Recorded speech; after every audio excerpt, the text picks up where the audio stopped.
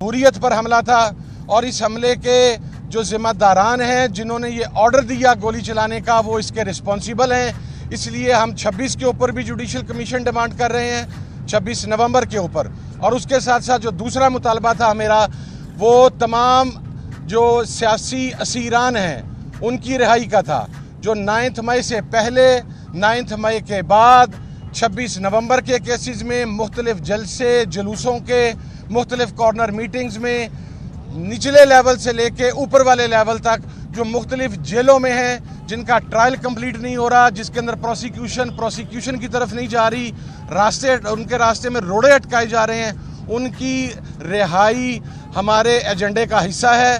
और आखिरी बात, इमरान खान साहब की रिहाई।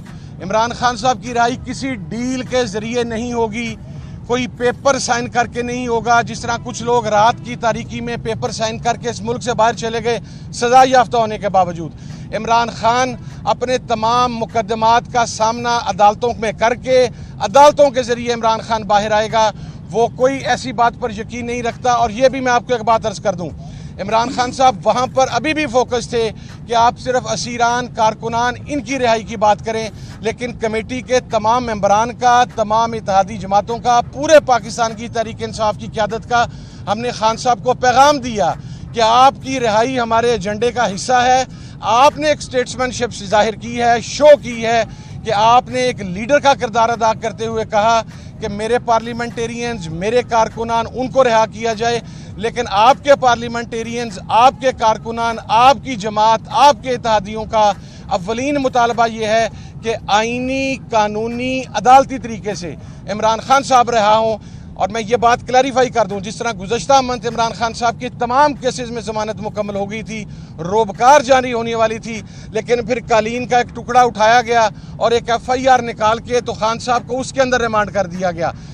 PTI के साथ अनहोनी हो गई। PTI के प्रोपेगेंडा भनपू अपने बानी के बयान पर सर थाम कर बैठ गए। बानी ने टेलीविजन कैमरों के सामने इतराफ कर लिया कि हुकूमत ने दिवालिया होती मईशत को संभाल लिया। मईशत मुस्तहकम होने से रियासत दिवाला होने से बच गई है, लेकिन तरक्की नहीं हुई। PTI के बानी इमरान खान की अड्डियाला जेल रावलपिंडी में कायम अदालत में पेशी के मौका पर सहाफी भी मुकदमा की समाअत की कवरेज करने के लिए वहां जाते हैं। इस दौरान इमरान खान को भी सहाफियों के साथ बात करने का मौका मिल जाता है। हर पेशी पर वो हुकूमत का तकलीफ देने वाली कोई ना कोई बात जरूर करते हैं, लेकिन इस पेशी पर अनहोनी हो गई।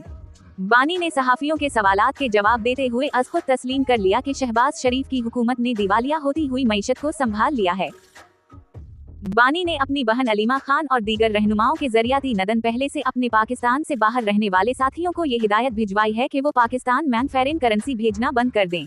इमरान खान पाकिस्तान की मईशत को फॉरेन रेमिटेंसेस से महरूम करके हुकूमत पर दबाव डालना चाहते हैं। इस अमल के ही दौरान उनकी जबान से मईशत के इस्तेहकाम की बात अदा हो जाना सहाफियों के लिए हैरान किन था।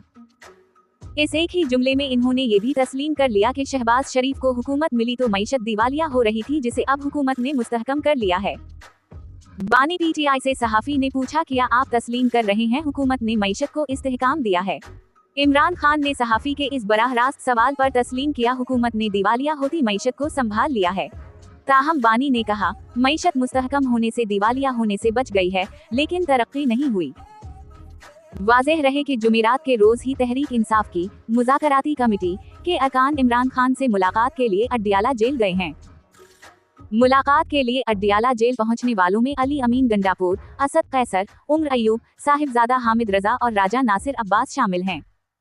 इस कमेटी के जरिया इमरान खान जिन मुतालबात पर मुज़ाकरात करना चाह रहे हैं, हुकूमत, अदालतीन और रियासत के इदारे उन पर बात तक सुनने के लिए तैयार नहीं, क्योंकि ये रियासत के इदारों, तनसीबात और शहरी जिंदगी पर दर्जनों संगीन हमलों में मुलव्वस हजारों अफराद पर सैकड़ों मुकदमात की समाअतें रोककर मुल्जिमों को रहा कर देने के मुतालबात हैं।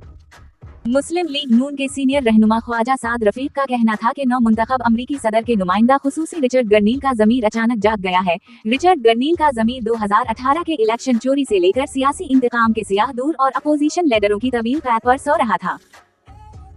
मुस्लिम लीग नून के सीनियर रहनुमा का कहना था कि फलस्तीनियों की नस्लकुशी पर रिचर्ड गर्नील का मर्दा ज़मीर आज भी गासिब सही बनीवा के साथ है। रिचर्ड गर्नील जैसे बेज़मीर लोगों का शऊर सिर्फ साम्राज्यी अज़ाइम की तकमील के लिए ही जाता है। रिचर्ड गर्नील जैसे लोगों का इंसानियत, इंसाफ, जमहूरियत और कानून की हुक्मरानी से कोई ताल्लुक नहीं। रिचर्ड गर्नील जैसे लोगों का मुतालबा कुछ और मकासद कुछ और होते हैं। पाकिस्तान को बखूबी इल्म है कि ये सब मिलकर चीन ब्लॉक को तोड़ने और ईरान को घेरने के लिए पाकिस्तान पर दबाव डालने की कोशिश करेंगे। रिचर्ड गर्नील जैसे लोगों ने पहले भी ऐसा किया, लेकिन रब कायनात ने पाकिस्तान को महफूज और मजबूत रखा।